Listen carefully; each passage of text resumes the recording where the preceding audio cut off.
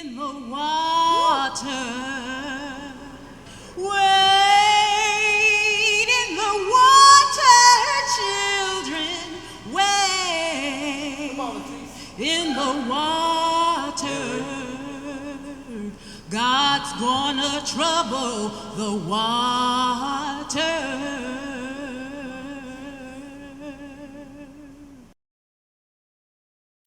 Well, hello everybody.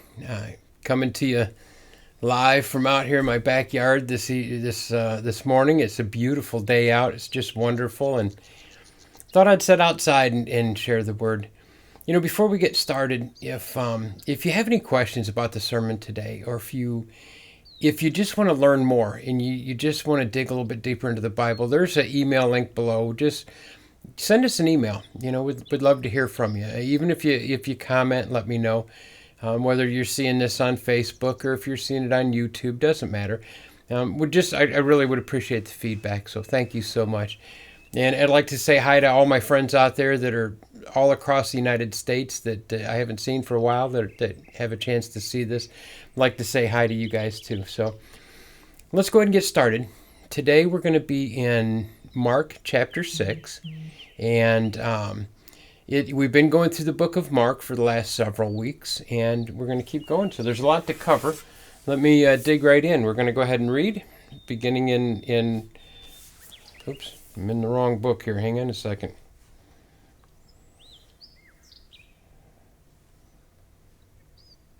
Okay, now we're going to start reading.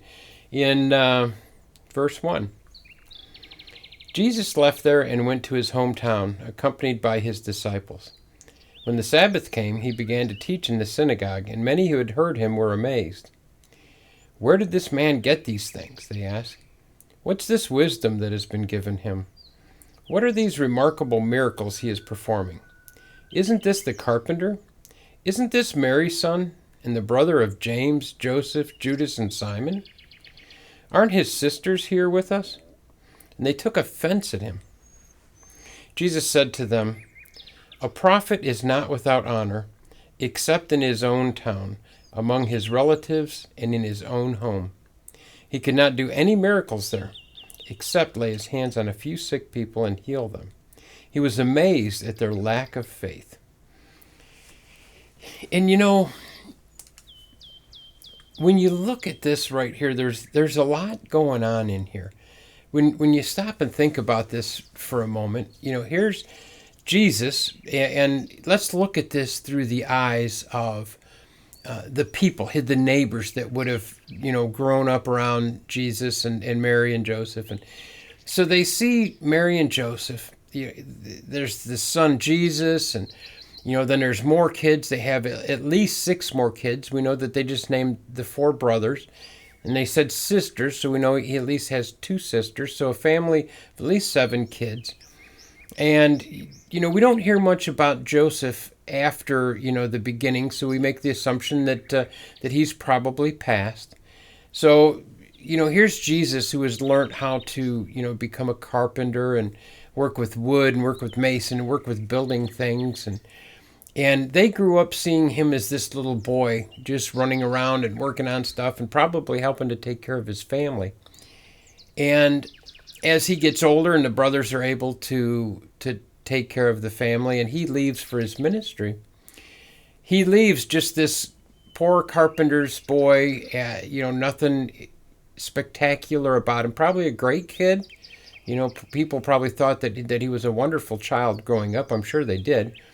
But he didn't have any theological training. He wasn't training with the rabbis. And, you know, it gives no mention of all of this going on. So he leaves. And then he comes back. And when he comes back, he's this rabbi that speaks with great wisdom. And he's speaking with authority. And he has his own disciples that are following him, that are learning. And wherever he goes, he's filling up, you know, these whole houses are packing in to see him. And people are taking offense at this. You can hear it even when they talk about them, when they talk about him, when they say that, you know, isn't this Mary's son? You know, and back in those days, it was they always referred to someone by the father. They would have referred to him as, isn't this Joseph's son? Even if the father had passed away, they still would refer to him. So by them saying that this is, isn't this the son of Mary? They're kind of calling him a mama's boy. They're putting jabs at him through their eyes, and they're taking offense. It would kind of be, if we were to look at it through their eyes. I don't know what's the most important person that you've ever met in your life. Maybe it was maybe you got to shake hands with the President of the United States, or you got to see him up close and personal, or maybe a huge CEO for a company, a big CEO, or somebody that's really important. Maybe it was a 4-star general. Maybe you're in the military. But picture somebody that's real high. Now picture that them. They're growing up as this little child, and they get a little older, and they take off, and they're not gone very long, and they come back, and they're in this position. And you'd be like, wait a second, isn't this little Joey here, or isn't this, little Donnie, or whatever. You would look at them in a way and say, how did they get to be this? How did they get to that position? And that's the way they're looking. And there's a very important point to learn from this, because I don't know if you picked up on it, but if you look at the end of what we just read here, it said he could not do any miracles there. Okay, he could not do any miracles there. And it goes on to say, except lay his hands on a few sick people and heal them. He was amazed at their lack of faith. Now Jesus can be amazed at how much or how little faith someone has. It's the same word that was used in Luke chapter 7 when the centurion come to Jesus and he said, look, you don't even need to come to my home. If you just say that my servant is healed, they'll be healed. And Jesus was amazed at the amount of faith that he had. And he's telling his disciples, this right here, this is I haven't seen this kind of faith among all of Israel. He was amazed at that. And here he's amazed at the lack of faith. And it shows something important here.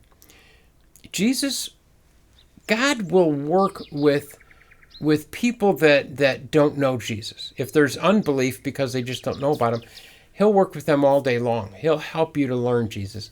He'll help you to get to know him. He'll work with you and do everything. But when it comes to disbelief, they knew Jesus. They just refused to believe. And God won't work in those circumstances. God's not going to do it. And something to look at here is, how much faith do you have? How much do you truly believe in Jesus? How much faith do you have? Are you like the centurion that come up and told Jesus, if you just say it to be done, it'll be done. I have that much faith. Jesus is completely amazed at his total faith. But yet you've got these people here that are questioning and doubting. Oh no, that's just the carpenter, and that's just little Jesus, and they refused, and God wouldn't work because of their unbelief, their disbelief, I guess you could say. So my first point is a question. It's what would Jesus think of your faith? Okay, would Jesus be amazed at your faith? There used to be an old commercial. I don't know if you'll remember this or not, but there used to be a commercial that said, got milk, and it would have a little kid with a little milk mustache, and it was cute, it was just a commercial for milk, but I guess you could say here, you got Jesus, it's how strong is your faith, and it's how much Jesus is working in your life correlates to the amount of faith that you have. There's a direct connection here that we can see looking at this scripture. And let's continue on. Continue on in verse 6. It says, Then Jesus went around teaching from village to village. Calling the 12 to him, he began to send them out 2 by 2 and gave them authority over impure spirits. These were his instructions. Take nothing for the journey except a staff, no bread, no bag, no money in your belts. Wear sandals, but not an extra shirt. Whenever you enter a house, stay there until you leave that town. If any place will not welcome you or listen to you, leave that place and shake the dust off your feet as a testimony against them." They went out and preached that people should repent. They drove out many demons and anointed many sick people with oil and healed them. So, when we look at this, Jesus is teaching the 12 to become leaders, and he's teaching them what they need to know. And I think one of the biggest lessons in this scripture here is that Jesus sends them out with nothing. They couldn't take anything with them. And, I know in today's day and age, with all of the stuff we have, if we can go out camping for a weekend and think we're roughing it. And that would be nothing compared to the scenario that they were in here. When it meant to go out with nothing, what Jesus was teaching them is to have complete trust in God. You have to fully trust God. You're going to go out there, you're going to have nothing, and you are going to teach. And there's other accounts of when he sends them out. When they come back, they were just so excited. They were so pumped up. They're, in my mind, I can get this visual of them high-fiving and just doing all this stuff, and it's just like, yes, yes, yes. You just look at how excited they were, and Jesus actually was filled with joy at seeing the amount of faith that they had and how their faith had really grown. And he'd even told them, he's like, hang on now, don't get excited about this. Get excited because your names are now written in the book of life in heaven. It's, you are now, you're going to heaven. So it's a great thing here to put your trust into God, to put your full trust into God. And it's just amazing that he does this. And obviously they did all kinds of stuff, and their faith really, really grew. So we start out saying that, how much faith do you have? Would Jesus be amazed at the amount of faith you have? And now we're switching gear. And my second point is, do you trust God? Do you trust him with all your heart? Because I look at my life, and when I tried to run my life, and when I tried to take control of my life, I did it for years, and I messed it up beyond recognition. I had myself in a pickle all the time. I can mess things up quicker than you can understand. But when I decided just to turn it over to God and let God run my life and trust him and just give it to him, everything got better. It didn't happen overnight. It was a process. It was a process that I had to go through. But trusting him now, I can't see any other way of life than not just trusting God. Let him run my life. I don't need to run it anymore. I'm going to let him run it. He does a much better job. So looking at our first one, how strong is your faith? How deep is your faith? How much faith do you have? And now, do you trust God? Do you turn your life over to God and let him direct your life? Let him take care of things. Let's keep reading. Because as they got back, now you got to understand that they're out doing all this stuff, and word is spreading like crazy. And King Herod picks up word of what's going on, and he hears what's going on, and people are saying, who Jesus is. They're, oh, he's this, he's that, and King Herod had thought that Jesus was John that had been raised from the dead, because he had a guilty conscience. And we're kind of going to get into that story here. We're going to pick up in verse 16. We said, "But when Herod heard of this, he said, 'John, who I beheaded, has been raised from the dead.'" So that's his guilty conscience kicking in there. See, for Herod himself had given orders to have John arrested, and he had him bound and put in prison. He did this because of Herodias, his brother Philip's wife, whom he had married. For John had been saying to Herod, it is not lawful for you to have your brother's wife. So Herodias nursed a grudge against John and wanted to kill him. But she was not able to, because Herod feared John and protected him, knowing him to be a righteous and holy man. When Herod heard John, he was greatly puzzled, yet he liked to listen to him. Finally, the opportune time came.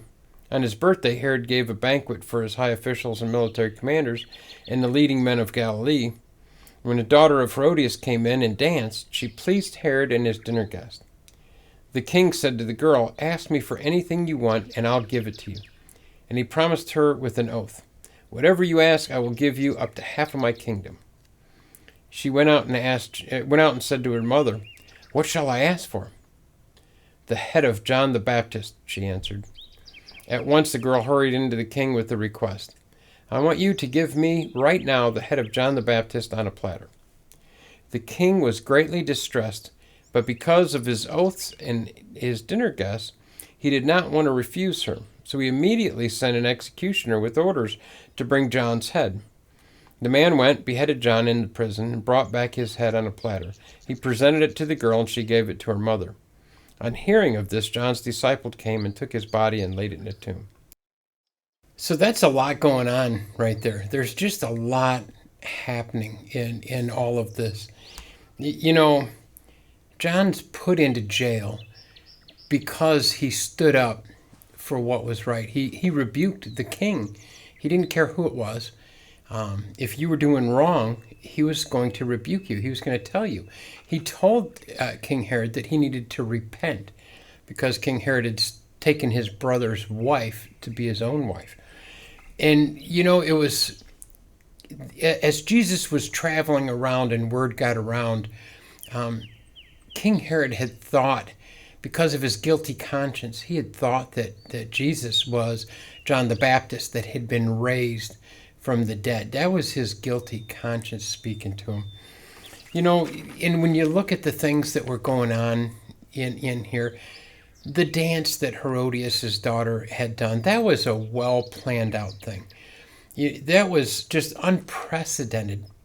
And even today, it would be the same thing.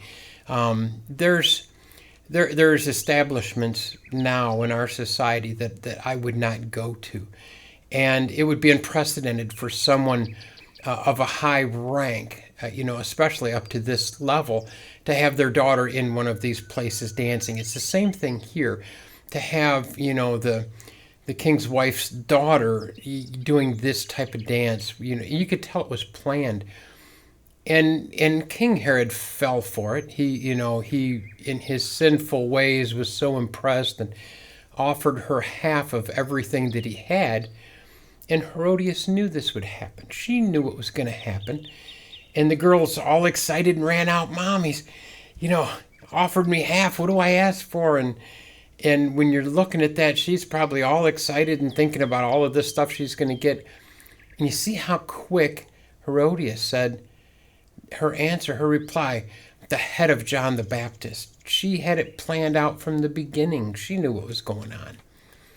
And when you look at where it says that King Herod was greatly distressed, can't put enough emphasis on there. The word that they had used here for greatly distressed was the same word that was used in Mark chapter 14, verse 34, where Jesus was getting ready to go to the cross, and he was greatly distressed. So you could imagine the power that this word really holds. That's how distressed he was. But again, he was weak. King Herod was weak. He had made this announcement, made this vow in front of everybody, and he honored it. And you look at what's going on in Jesus' life during all of this. He sends out the 12, and all of these things happen. They're so fired up and they're so excited, and they're exhausted at this time. And it's time they need rest. And so here's Jesus. He's just sent out the 12. All of these things happen. They need a place to rest. In the meantime, John the Baptist, which is Jesus' cousin, is beheaded. So he's got there looking for a place to rest. His cousin has just been beheaded. You look at all that's going on, and then it's so amazing to see how Jesus reacts. I love how he reacts. Let's continue reading so we can take a look at what happens here. Picking up in verse 30, it says, "The apostles gathered around Jesus and reported to him all they had done and taught. Then, because so many people were coming and going that they did not even have a chance to eat, he said to them, 'Come with me by yourselves to a quiet place and get some rest.' So they went away by themselves in a boat to a solitary place. But many who saw them leaving recognized them and ran on foot from all the towns and got there ahead of them. When Jesus landed and saw a large crowd, he had compassion on them, because they were like sheep without a shepherd. So he began teaching them many things. By this time it was late in the day, so his disciples came to him. 'This is a remote place,' they said, 'and it's already very late. Send the people away so that they can go to surrounding countryside and villages and buy themselves something to eat.' But he answered, 'You give them something to eat.' They said to him, 'That would take more than a half year's wages. Are we to go and spend that much on bread and give it to them to eat?' 'How many loaves do you have?' he asked. 'Go and see.' And they found out, they said, 5, and 2 fish. Then Jesus directed them to have all the people sit down in groups on the green grass. So they sat down in groups of hundreds and fifties, taking the 5 loaves and the 2 fish, and looking up to heaven. He gave thanks and broke the loaves. Then he gave them to the disciples to distribute to the people. He also divided the 2 fish among them all. They all ate and were satisfied. And the disciples picked up 12 basketfuls of broken pieces of bread and fish. The number of men who had eaten was 5,000. So you look at his response with all of this going on. The disciples are just exhausted and they're wore out, and he knows they need to rest. His cousin has just been beheaded. All of this stuff is going on. They're going away to get a place to rest, and all of the people are flocking to Jesus. They see where he's going, and he sees all of these people coming together. And what is his first go-to thought or emotion? What does he do? He has compassion. He has compassion on the people, for they're like sheep without a shepherd. He said, it says right here, he had compassion on them because they were like sheep without a shepherd. So he began teaching them many things. Jesus knows when people are going astray. People knows when they're going through a hard time. He has compassion on all of us. He knows what we're going through. And he looks down, and with all of this happening, he doesn't even have time to mourn for his cousin's loss. He doesn't have time to even get the disciples to get some rest. He sees the crowd, and he sees that they're just going astray. I'm sure he was thinking, where are the leaders? Where are the people that should be shepherding these people? There was no one there. There was nobody available. You know, I kind of see that today. There's a lot of people wandering around aimlessly that don't have direction in their life. They're just wandering, and they're just going through life, you know, and it's Jesus has compassion on them. He meets their needs. He feeds them. He teaches them the word. He feeds them. And you know, it shows there's so many things to learn from this right here. There's just so much to learn. You know, Jesus cares about us. And there's nothing that he cannot do. There is absolutely nothing that Jesus cannot do. You know, I'd look at 3 things today. They're from the lesson for today. There's 3 things that I would look at. First off, we know that our faith is very, very important. Now, how much faith we have. So the first question I would ask you is, how much faith do you have? Would Jesus be amazed at the amount of faith you have? The second question would be, and the second thing that we learned is, do you trust God? How much do you trust God? Do you trust him with your life? Do you let him direct your life? And the third thing that we learn here is that no matter what's going on, Jesus has compassion for us. He wants to meet our needs, and there's nothing that he can't do. Even with everything going on in his life, He went on to teach and feed over 5,000 people. And if you finish reading the chapter, he even goes on to walk on water. You know, he's always meeting our needs. There's nothing that he can't do. So, how much faith do you have? How strong is your faith? Do you rely on God?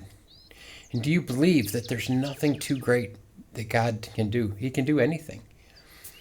I hope that you take something away from this. I hope you think about those questions. I hope your faith grows.